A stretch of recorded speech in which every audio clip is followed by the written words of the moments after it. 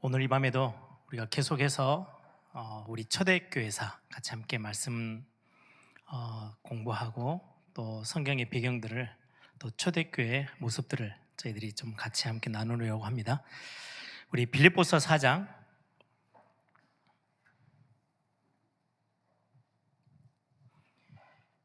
신약성경 빌립보서 4장 2절 3절 우리 같이 함께 읽어보겠습니다. 마게도냐로 바울의 전도팀들이 방향을 이제 새로운 전환점을 맞이해서 방향을 틀고 나서 거기에서 첫 성 빌립보 지역에서 루디아를 만나고 거기에 교회가 세워졌죠. 그 교회가 빌립보 교회입니다. 나중에 이 감옥에서 바울이 빌립보 교회를 향하여서 쓴 편지가 빌립보서인데요. 우리 빌립보서 4장 2절 3절 같이 함께 읽겠습니다. 내가 유오디아를 권하고 순두개를 권하노니 주 안에서 같은 마음을 품으라. 또 참으로 나와 멍에를 같이 한 내게 구하니 복음에 나와 함께 힘쓰던 저 여인들을 돕고 또한 글레멘드와 그 외에 나의 동역자들을 도우라. 그 이름들이 생명책에 있느니라. 아멘. 오늘은 좀 여러분들이 교회사 공부하는 중에 생소한 단어일 수 있어요. 초대교회사,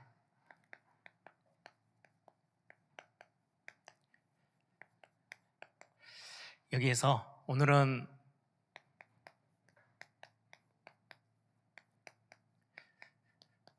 속사도 교부라고 있어요. 이제 속사도는 사도에게 속했다라는 그런 의미예요. 속사도 교부. 교부라는 단어는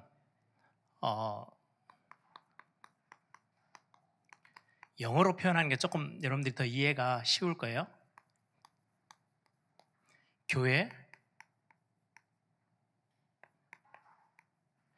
교회의 아버지.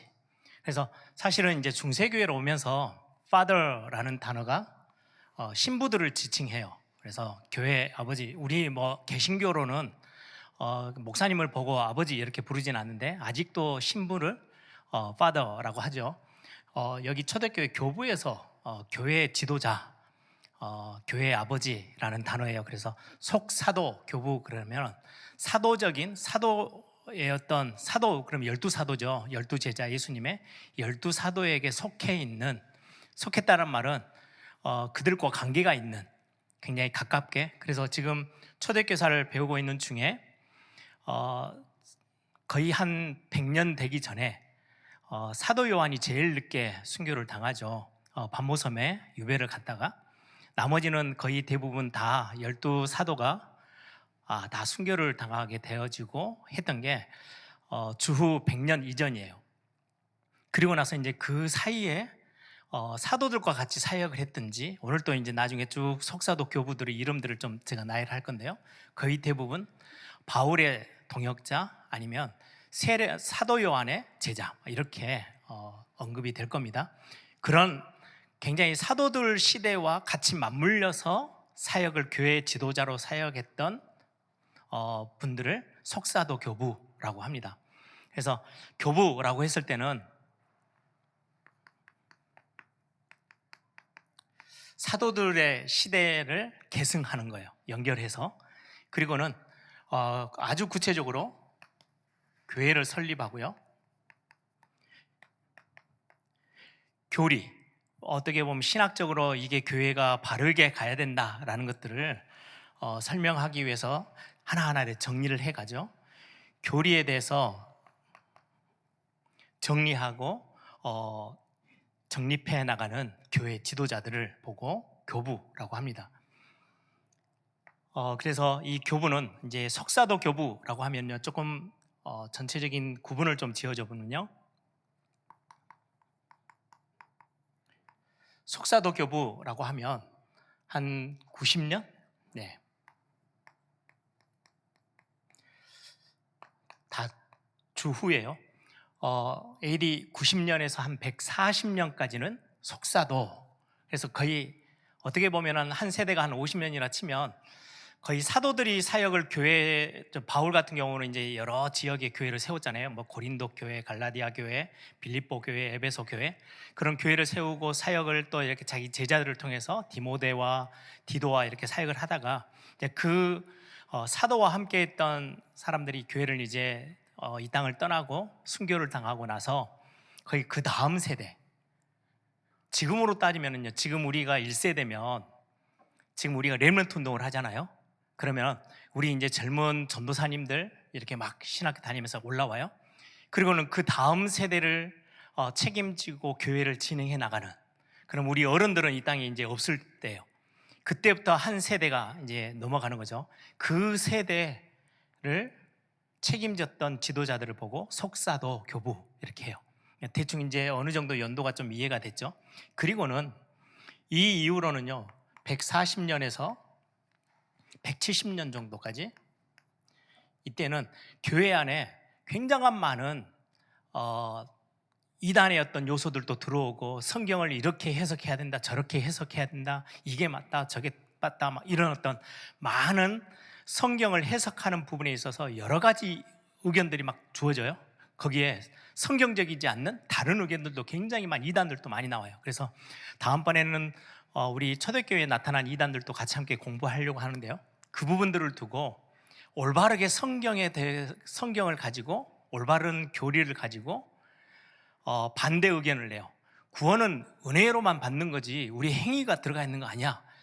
삼위일체 하나님은 동등하지, 누구에게 아버지 하나님은 성부 하나님이 높고 아들은 그 안에서 이제 태어났기 때문에 낮고 이런 게 아니야. 뭐 이런 서로의 어떤 의견들에 대해서 조절하고 반박하고 하는, 그걸 보고 변증이라고 해요.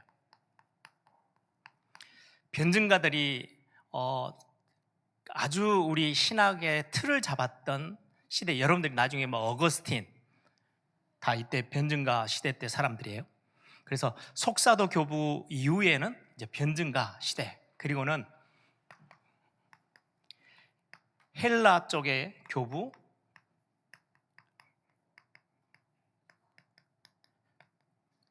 이렇게 해서 한 170년 넘어 한 300년 정도까지 시대가 이렇게 진행되어집니다. 그래서 이런 부분들을 하나씩 조금 살펴보려고 합니다. 초대교회 교부라고 했을 때는 몇 가지 조건이 있어요. 교리에 아주 능통한 학자예요. 그래서 신학을 바르게 알고 있는, 성경 전체에 대한 그림을 가지고 있는 정통학자, 그런 어떤 지식이 쌓여져 있는 사람들을 교회 지도자로 공인해서 세워요. 그래서 교회가 공인해서 세운, 공식적으로 세운 사람들을 교부라는 단어를 붙이고요. 그리고는 거기에 맞게끔, 지도자에 맞게끔 거룩한 생활을 아주 잘, 많은 성도들의 본이 되어질 만큼 거룩한 생활을 해나가는 신앙인을 교부라고 말을 하면서, 특히 고대 초대교회도 거의 300년까지 가잖아요. 예수님 이후로부터 주 300년 정도까지 가는데, 340년, 370년 이렇게 하는데, 좀 앞부분 사도들이 같이 함께 사역했던 그 시대와 연결되어지는 인물들을 보고 교부라고 합니다. 그래서 교부는 아주 공식적인, 그래서 명단이 정확하고요, 어떤 목회자들의 이름들로 구성이 되어 있습니다. 그래서 이런 부분들을 좀 같이 함께 살펴볼게요. 속사도 교부라고 했을 때 가장 중요한 거는 사도에게 영향받고 직접적으로 연결되어져 있는, 사도의, 12사도의 제자든지 아주 특별하게 개인적인 어떤 완전한 접촉이 없었다 해도 그 시대에 바로 넘어, 사도 시대에 바로 넘어 교회 지도자가 된 사람들을 보고 교부라는 단어로 속사도 교부라고 지칭을 합니다. 특히 이 속사도 교부 때는요, 이 속사도 교부들이 쓴 많은 글들이 있어요. 편지 중심인데요, 이들의 글은 66권 안에 단 하나도 들어가 있지 않아요. 그 말은 이 속사도 교부의 특징은 직접해서 하나님 앞에 성령의 감동을 받아서 계시를 받아서 성경을 기록한 뭐 마태, 누가, 요한, 뭐 요한계시록도 마찬가지죠. 마지막 기록된 요한계시록은 계시록이에요. 하나님 앞에 묵시를 받아서 계시를 받아서 직접 적은, 그게 성경 66권 안으로 다 들어와 있잖아요. 그런데 속사도 교부는 계시의 시대 이후에 지도자들이에요. 그래서 속사도 교부들을 통해서 남겨진 글들이 있어요. 그런데 초대교회 때 이제 300년이 넘어가면서 이제 중세로 넘어갈 때, 초창기 때 이게 성경으로 넣어야 되냐 말아야 되냐 이런 어떤 논란도 또 정말 많았어요. 속사도 교부들의 글이 우리가 성경에 포함시키자 말자 이런 어떤 많은 교회 안에 그런 어떤 회의도 걸치고 막 이렇게 했는데, 결국은 아니야, 성경은 66권 요한계시록으로 끝내자라고 해서 지금 우리 손에는 성경 이렇게 하면 성경 66권이 이제 들어와 있죠. 그래서 속사도 교부는 그 정도 사도 시대와 가깝게 있었던 사람, 이들의 글을 하나님께 계시를 받아서 우리가 성경으로 받아들여야 될까 말아야 될까 이 정도의 많은 논란을 거쳤던 시대의 사람들의 교회 지도자들이 속사도 교부라고 합니다. 그래서 사도들이 가르쳤던 성경의 내용들, 사도들이 가르쳤던 그 말씀들을 직접적으로 들고 교회 안으로 가지고 가서 가르치고 전달하는 그 역할을 감당했던 사람들이 속사도 교부들이에요. 그러면 속사도 교부들을 좀 같이 함께 볼게요. 그렇게 몇 명이 그렇게 많은 숫자는 아니에요. 로마의 클레멘트. 왜 제가 아까 빌립보서 4장 2절 3절을 읽었냐니까요. 다시 한번 제가 여러분들 성경 펴져 있으면 한번 보세요. 3절에 보시면 이제 사람들 이름이 나오죠. 빌립보서는 바울이 기록했어요. 바울이 기록한 성경의 제일 마지막 부분이 이제 사역자들, 동역자들 이제 교회에게 기도를 부탁하고 이렇게 하는데요. 3절을 보시면 또 참으로 나와 멍에를 같이 한 내게 구하노니 복음엔 나와 함께 힘쓰던 저 여인들을 돕고, 그리고는 그 다음 나온 단어가 또한 글레멘드와 그 외에 나의 동역자를 도우라 이렇게 되는데, 글레멘드가 많은 학자들이 로마 교회의 감독으로, 그때 당시는 감독이라는 단어하고요 장로라는 단어와 같은 단어로 썼어요. 로마 교회의 감독으로 사역했던 클레멘트가 바울의 제자, 여기에 성경이 빌립보서 4장 3절에 나와 있는 글레멘드다라고 주장하는 학자들이 대다수예요. 아니면 다른 어떤 사람이다 뭐 이렇게 유추하는 경우들도 있는데, 거의 대부분 바울의 동역자라고 많은 사람들이 그렇게 이야기를 합니다. 로마 교회에서 95년, 96년 로마 교회 감독으로 있었어요. 이 감독이란 단어, 요즘 이 감독이란 단어를 초대교회 때 썼던 이 감독이란 단어를 지금도 교회에 감독해서 쓰고 있는 교단이 감리교예요. 그래서 감리교는 감독이 가장 높아요. 우리는 뭐 총회장 이렇게 하잖아요. 그건 감독이에요.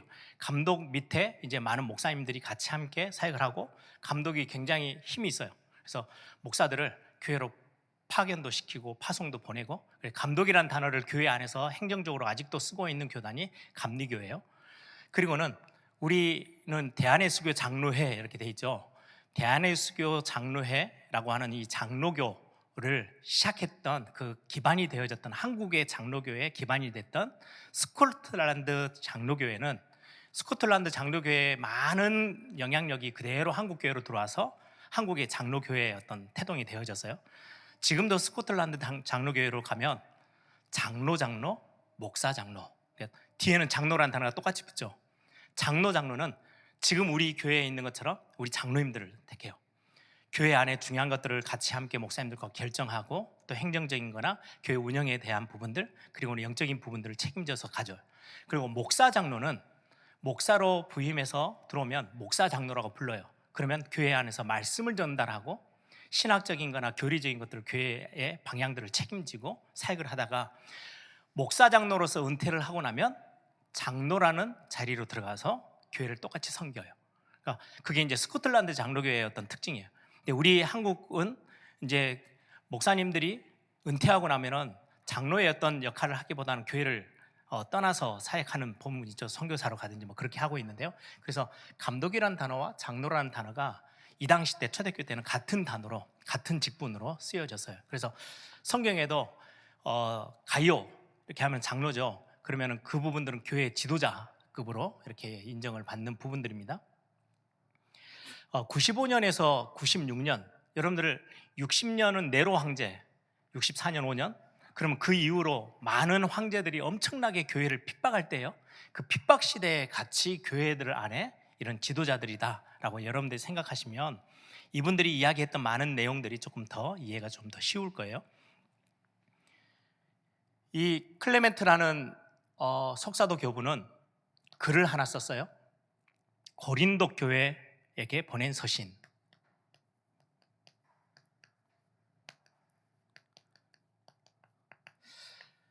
로마 교회 감독인데 고린도 교회가 분쟁이 일어났어요.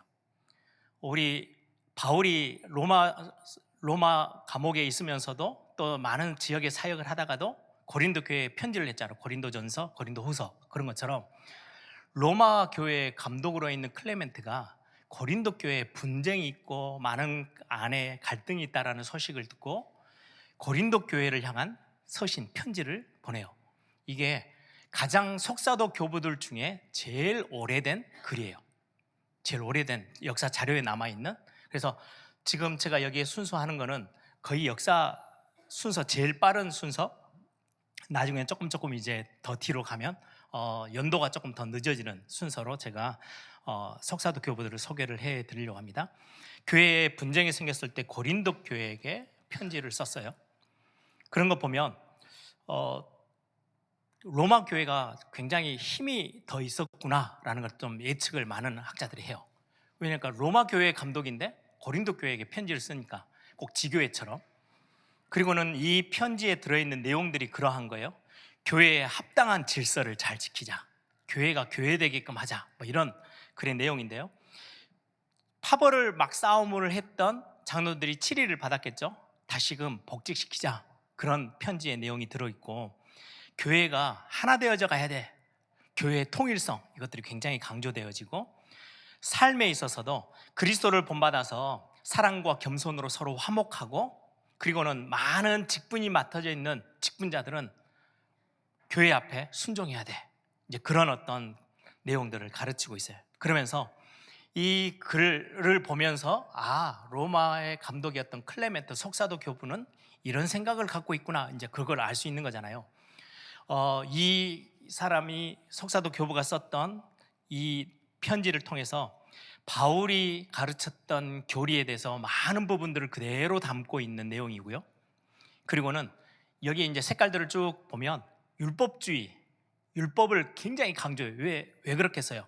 교회 안에 삶의 문제로 굉장한 많은, 특히 고린도 교회다 보니까 삶의 부분에 있어서 어떤 데는 망가지기도 하고, 복음이니까 지금 우리처럼 막 복음이니까 뭘 해도 돼, 막 술도 먹고 뭐도 하고 막 다 하는 쪽도 있고요. 그걸 또 보고 교회가 그러면 안 되지 않냐 또 싸우고, 그래서 분파가 일어나는 거예요. 교리적으로도 일어나지만 대부분 삶에 관한 부분.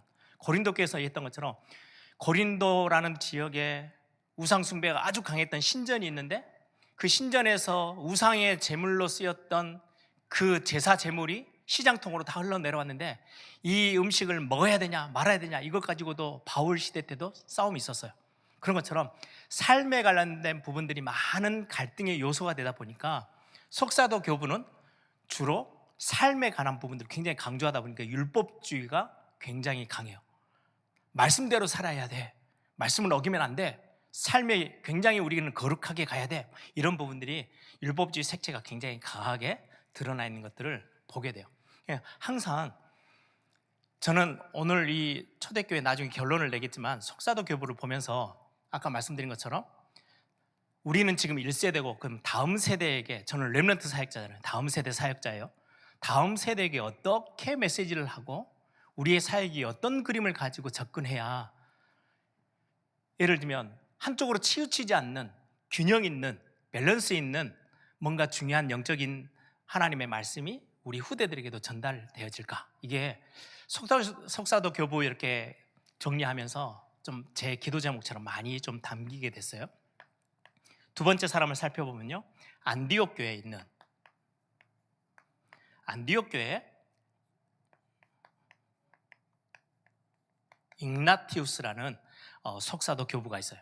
여러분들 뭐 이름은 한번 듣고 그냥 이런 내용들이 있구나 이렇게 여러분들이 아시고, 뭐 우리가 시험을 보는 거 아니고 신학교에 들어온 게 아니다 보니까 여러분들이 너무 깊이 막 뭔가를 외워야 되고 그렇게 부담 갖지 마시고, 속사도 교부라는 게 있는데 그 초대교회 바로 사도들을 너머의 교회들이 이런 모습과 이런 색깔들이 있었구나, 여러분들 좀 이해하시면 되고요.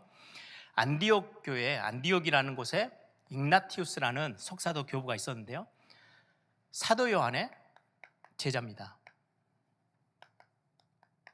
사도 요한의 제자예요.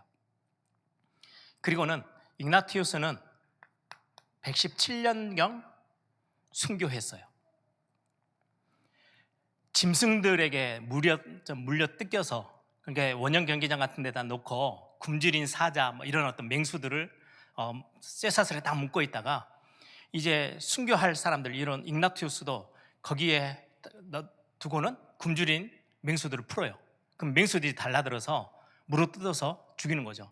그렇게 해서 맹수에게 물려서 죽임을 당하는 순교를 당했어요, igna티우스는. 여기에 igna티우스 서신이라는 글이 있어요. 사역 중에 6개 교회에게 편지를 썼고요, 7개의 글이 지금까지도 남겨져 있는데 6개는 교회에게 썼고 하나는 폴리갑이라는 igna티우스의 친구예요. 동료에게 쓴, 나중에 폴리갑도 여기 나올 겁니다. 폴리갑에게 썼던 편지가 또 기록되어 있어요. 그래서 전체 한 7개의 편지가 지금까지 남겨져서 전달되어져 왔어요. 여기에 내용들을 보면 igna티우스 서신 편지에 보시면 내용이 이단을 경계해라. 벌써부터 이단이 이제 초대교회 안에 나온 거죠. 어떤 이단이냐니까 가현설, 제일 큰 게요. 가현설이 무슨 말이냐면 예수님이 육신을 입고 이 땅에 오신 게 아니고 그 환상처럼 성육신 사실을 부인해요. 그리고는 예수님이 하나님이신데 어떻게 육신을 입고 오실 수 있냐, 천사처럼. 형태는 제자들이 보고 같이 함께 했는데 가현설이에요. 굉장히 이렇게 눈에 이렇게 보여지긴 하지만 꿈처럼, 환상처럼 그렇게 오셨다 가셨어. 그래서 십자가의 고난도 아니고 어떻게 하나님 되신 예수님이 인간들이 창으로 찌른다고 그걸 찔리고 이럴 수 있겠냐. 이제 사람의 생각으로는 충분히 그런 어떤 이론을 하나 만들어낼 수 있겠죠. 가현설이라는 이론을 가지고 교회를 굉장히 어지럽혔어요. 그 부분에 대해서 이제 반론을 펴요. 아니야, 예수님은 분명하게 하나님이신데 인간의 몸을 입고 성육신 하셨고 십자가에 죽으시고 부활하시고 승천하셔서 성경에 있는 그 내용을 굉장히 강조했어요. 그래. 그리고는 여전히 교회가 하나 되어야 돼. 교회는 절대 분리되면 안 돼. 교회는 싸우는 게 아니야. 교회는 하나 되어져서 가야 돼. 그리고는 이 감독들, 지도자들의, 영적인 지도자들의 권위를 굉장히 높이고, 그리고는 또 하나 굉장히 중요한 게요, 순교해서 죽는 걸 강조했어요. 그때 당시에는 핍박이 굉장히 박해가 심했던 시대이다 보니까 도망가고, 너가 목숨을 살기 위해서, 네 목숨을 건지기 위해서 예수님을 부인하고 거부하는 거, 그런 일을 하지 마. 순교는 당연한 거야. 순교를 굉장히 거룩하게 강조했어요. 충분히 시대 상황에서 그럴 수 있는 거죠. 그런 내용들이 igna티우스 서신에 기록되어져 있어요. 세 번째 사람은 굉장히 유명한 사람입니다. 서머나 지역의 폴리갑이라는 속사도 교부예요. 여기도 사도 요한의 제자입니다. 사도 요한의 제자고 igna티우스의 친구고요. 서머나 교회에서 감독으로, 이 서머나 지역은 여러분들 요한계시록에도 서머나 교회가 나오죠. 7교회. 서머나 교회 감독으로 거의 60년 정도 한 교회에서 60년을 감독으로 지도자로 섬겼던 사람이에요. 그리고는 167년 나이 86세에 순교하게 됩니다. 여기는 95년, 96년 이때 이제 로마 교회를 섬겼던 사람이라면 좀 일찍이죠, 훨씬 더. 그리고는 여기는 117년도에 순교를 했고, 여기는 지금 167년까지 지금 와요. 사도 요한의 제자이고 나이가 86세 때 순교를 했는데 유명한 글이 있어요. 그때 당시 교회의 굉장한 성자, 거룩한 사람으로 인정받을 만큼 폴리갑은 굉장히 많은 사람들에게 칭송받았던 지도자였어요. 핍박자들이 폴리갑을 옥에다 가둬놓고 너가 우리 일제시대 때하고 비슷해요. 예수 안 믿는다고 부인하면 풀어줄게. 뭐 공산주의 때도 그랬죠. 여전히 로마 시대 때도 마찬가지예요. 너가 예수님을 부인하면 네 목숨 살릴 수 있어. 그랬더니 폴리갑이 했던 유명한 말이에요. 내가 86년간 그분을 섬겨왔는데 그분은 한 번도 나를 모른다고 한 적이 없는데 내가 어찌 그분을 부인하리요. 그러면서 순교를 당했습니다. 이분은 화형당했어요. 불에 태워져서 죽었어요. 그가 불에 태워져서 죽을 때, 순교할 때 그 표정과 이런 모든 부분들이 많은 사람들의 글에 기록되어질 만큼 굉장한 칭송을 받았던 교회의 지도자였죠. 이 서머나 교회 폴리갑은 빌립보 교회를 향해서 편지를 썼어요. 신앙생활에 대해서 격려하고 그리스도를 본받아 살아야 된다라는 것들을 말하고요. 특히 윤리적인 공고도 많이 해주고요. 그리고는 많은 조그만한 교회들의 목회 서신들도 남겼었어요. 이게 이제 폴리갑이라는 굉장히 유명한 초대교회 석사도 교부예요. 네 번째는 파피아스라는 교부예요. 이 파피아스는 여전히 사도 요한의 제자로 알려져 있고요. 폴리갑의 친구고요. 버가모에서 순교했어요. 순교한 때가 150년 정도. 주후 150년경 버가모라는 지역에서 순교를 당합니다. 히에라폴리스라는 지역에서 감독을 했고요. 주의 교훈과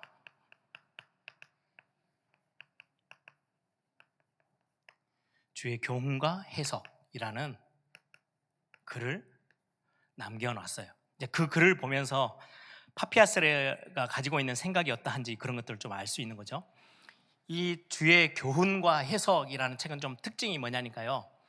이 파피아스라는 사람이 여러 제자들과 함께 예수님 그 12사도와 함께 했던, 그러면은 그때 당시 교회로 따지면 150년경이니까 굉장히 나이든, 지금으로 따지면 우리 뭐 60, 70 넘어가시는 권사님들, 장로님들 이렇게 찾아뵈서 교회에 굉장히 연령이 나이가 많이 드신 분들이겠죠. 사도들과 같이 이렇게 연결됐던 분들, 사도들의 삶이 어떠했고 그분들의 가르침이 어떠했고 그분들의 교회 사역을 이런 것들을 전부 다 귀로 듣고 그것들을 사도들의 삶과 그들의 가르침과 어떠했는지를 직접 다 인터뷰를 따가지고 글로 남겨놨어요. 그래서 교회에게 이걸 전달하고 싶어서 사도들의 그 가르침이 어떠했는지. 그래서 우리도 가끔 예전에도 우리 책 보시면 40주년 이렇게 하면 원로 목사님부터 시작해서 우리 예전에 사역했던 분들 뭐 이렇게 간증도 놓고 막 이렇게 했잖아요. 이제 우리 교회가 50주년이 되고 60주년, 70주년 되어지면 그런 책들이 굉장히 나중에 후대들은 가치가 있겠죠. 그런 것처럼 주의 교훈과 해석이라는 책을, 소책자를 이 파피아스라는 교부는 남겼습니다. 다섯 번째로 로마의 허마라는 석사도 교부예요. 이 로마의 허마라는 감독은 목자라는 편지를 남겼는데요. 로마에서의 어떤 사역을 했던 사람이에요. 굉장히 이 목자라는 이 글은 아까 묵시라고 했을 때는 계시와 같은 단어예요. 굉장히 비유가 많이 들어있고요. 요한계시록에도 환상이 많이 기록돼 있죠. 사도 요한이 계시를 받아서 그걸 보고 묵시문학이라고 하는데요. 환상, 비유 이런 것들이 굉장히 많이 기록되어져 있는 책이에요. 거의 요한계시록과 같은 비슷한 유의 글이에요. 근데 특징이 하나 있어요. 이 허마라는 석사도 교부가 하나 주장을 했는데, 나중에도 나오겠습니다만은, 세례를 받고 나면 그 글 안에, 이제 초대교회 안에 그게 굉장히 강조됐단 말이죠. 세례를 받고 나면 회개할 수 있는 기회가 딱 한 번 주어진대요. 죄를 지으면 안 되는 거예요. 삶을 바르게 살아야 돼요. 내가 천국 가야 되고 하나님의 자녀로 구원받아서 이제 천국까지 가야 되는데, 예수님이 이제 재림지로 오시고 심판받을 그날까지 내가 세례를 받았잖아요. 내가 30세에 세례를 받았어요. 그러면 죽을 때가 한 80세다. 그러면 그 안에 회개할 수 있는, 용서를 구할 수 있는 기회가 딱 한 번 있어. 이제 이분이 이제 그렇게 글을 남긴 거예요. 그러다 보니까 어떤 일이 생겨요? 그럼 나 세례 빨리 안 받을래. 죄 지을 거 다 짓고 막 이렇게 헤매다가 나이 먹어가지고 이제 죽을 날이 얼마 안 남았을 때 내가 세례 받고, 그러다가 혹시라도 내가 또 이렇게 실수하면 그때 한번 회개하고 천국 가면 되지. 일찍 해가지고 젊은 나이에 홧김에 죄 짓고 나쁜 짓 했다가 용서 받을 길이 한 번밖에 없는데, 그러면 어떻게 돼요? 지옥 가게 되잖아요. 그래서 나중에 중세교회 때는 이런 이론들이 계속해서 힘이 실려가지고 면죄부를 사고 막 그런 일들이 생기는 거예요. 그냥 처음에는 굉장히 바른 삶을 살아야 돼. 그러면 뭐가 배경에 깔려 있어요? 초대교회 안에 삶이 많이 무너지는 사람들도 많이 있었다는 말이죠. 막 흔들리고, 예를 들면 막 예수 믿겠다고 막 결정했다가 핍박 시대에 세상 쪽으로 나가버린 사람들도 있고, 야 복음이면 다네 그랬다가 복음이면 다다고 해가지고 삶을 엉망으로 사는 사람들도 있고, 그러다 보니까 교회 안에, 교회가 교회다워야지 말씀대로 살아야 돼. 그래서 율법적인 게 강조되기도 하고 삶이 강조되기도 하고, 굉장히 그런 부분들이 강하게 어필됐던 부분이 석사도 교부 때의 교회들의 색깔이에요. 마지막 한 사람, 알렉산드리아에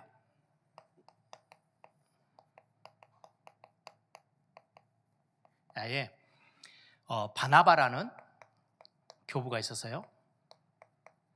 이 바나바는 성경에 기록되어 있는 바나바는 아니에요. 바울과 바나바 이 사람이 아닌, 이름만 똑같지 시대가 완전히 한참 많이 가 있죠.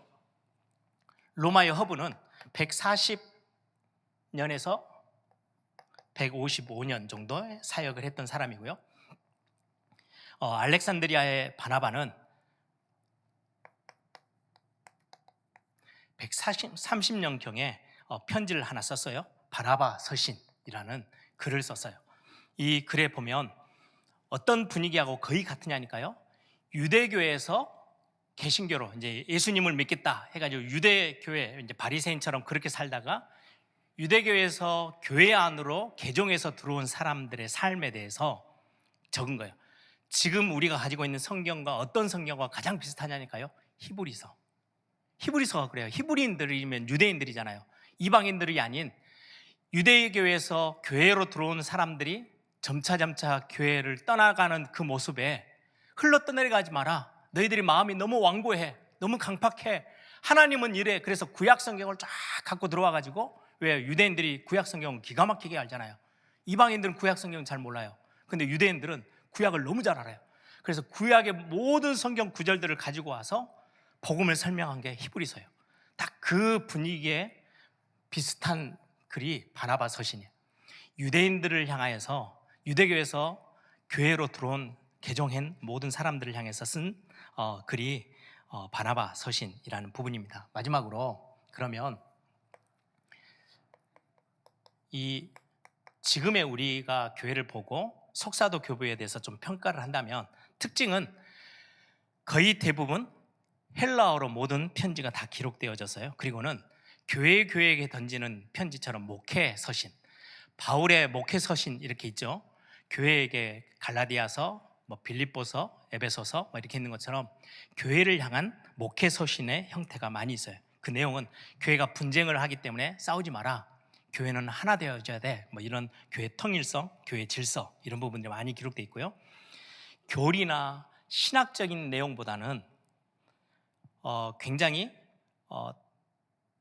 세례를 강조하고 순교를 강조하고 예수님이 곧 오실 거기 때문에 삶을 강조하는, 그리고는 그 중에 또 특별한 거는 바울이 준 영향력이 큰가 봐요. 바울이 결혼을 독신으로 살았잖아요. 그래서 독신도 강조해요.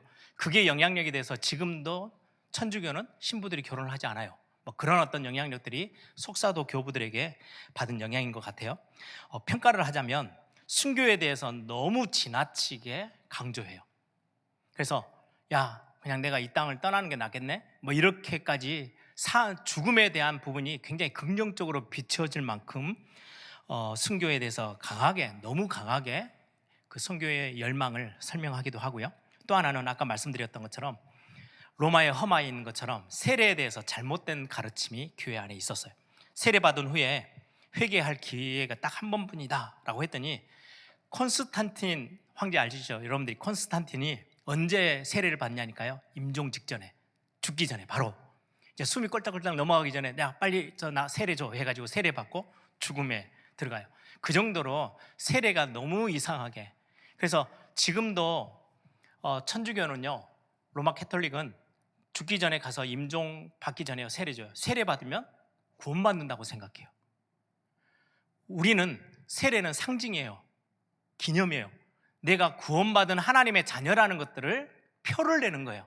그래서 세례 받기 전에 이미 구원받은 사람이 있을 수 있고요, 세례를 받았는데 전혀 구원과 상관없이 교회 와서 형식적으로 세례는 받았어요. 딱 어떤 거와 같냐니까, 남자분들이 군에 가면 초코파이 준다고 가서 머리 들여매고 세례 받은 분들이 많이 있어요, 예전에.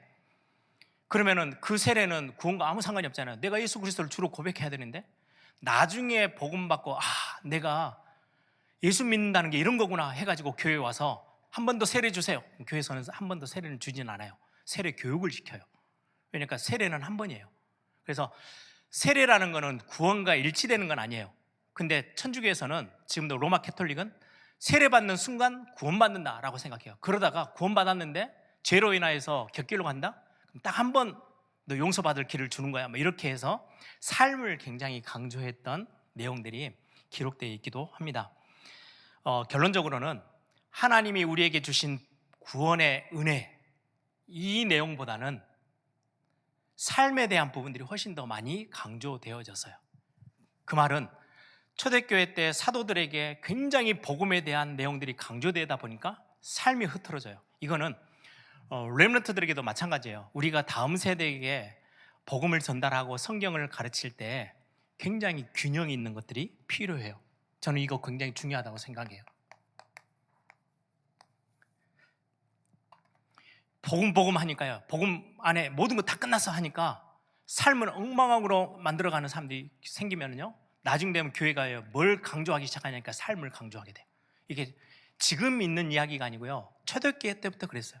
복음이 강조되고 막 구원받고 들어오니까 이방인들도 들어오잖아요. 삶이 엉망이 돼요. 그러다 보니까 석사도 교부 쪽에서는요, 삶을 또 강조해요. 삶이 강조되다 보니까 또 은혜는 또 사라져요. 그게 한참을 가다가 또 은혜로 우리는 구원받는 거야. 또 종교개혁에서 또 그렇게 시작되어져요. 그러다 보니까 은혜로 받은 거다 보니까 열심을 안 내. 그러니까 또 한쪽에서는요, 우리의 열심도 구원과 연결돼. 그래서 지금 성결교나 감리교나 이런 교단에서는 삶을 굉장히 또 강조해요. 이게 항상 시소처럼 하나가 올라가면 하나는 이렇게 좀 약해지고, 또 하나가 올라가면 또 한쪽이 약해지고. 저는 렘넌트 사역자로서 다음 세대에게 굉장히 영적인 것과 육신적인 것, 복음의 은혜와 우리의 삶의 열정, 이게 좀 균형 있는 메시지로 잘 전달되어지는 게 필요하겠구나라는 것들을 역사 속에서도 찾아보게 됩니다. 또 다음에 또 그런 기회로 이야기를 같이 함께 나눌 수 있는 시간이 좀 있을 거예요. 그래서 다음 세대를 생각할 때 복음과 삶, 영적인 것과 육적인 것, 항상 여러분들 눈에 보이는 것과 눈에 보이지 않는 것, 초대교회 안에 이단들이 전부 다 이런 것들을 가지고 다 교회를 흔들었어요.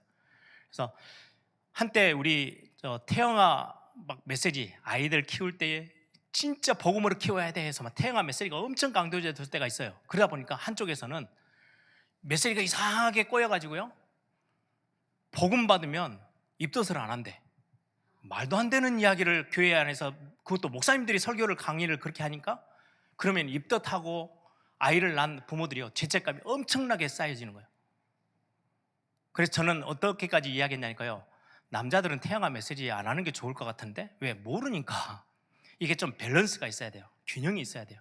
그래서 복음 안에는 이 사람도 수용되어지고 저 사람도 수용되어지고, 힘 빠진 사람이 힘내야 되고, 너무 이상한 쪽으로 간 사람들을 막 좀 두드러 깨서 바르게 설 수 있도록 하는 것도 복음의 굉장히 중요한 부분들이에요. 그래서 성경을 우리가 바르게 알고 가는 거는, 그래서 우리가 지난번에도 우리 RTS 헌금도 하고 했던 이유가요, 교회 안에 지도자가 바르게 신학도 배우고 성경도 알고, 그래서 교회를 좀 균형 있게 가르치고 심부름할 수 있는 그런 교회 지도자가 일어나도록 여러분들이 꼭 기도해 주셔야 되고, 다음 세대, 우리가 이 땅 이제 교회를 잘 열심히 세워놨는데 다음 세대 때 교회가 흔들리면 안 되잖아요. 그래서 그런 어떤 부분들을 여러분들이 마음에 담고 같이 교회를 위해서 기도해 주시는 또 그런 시간들이 되기를 소망합니다. 이 시간 한번 다 같이 한번 기도합시다.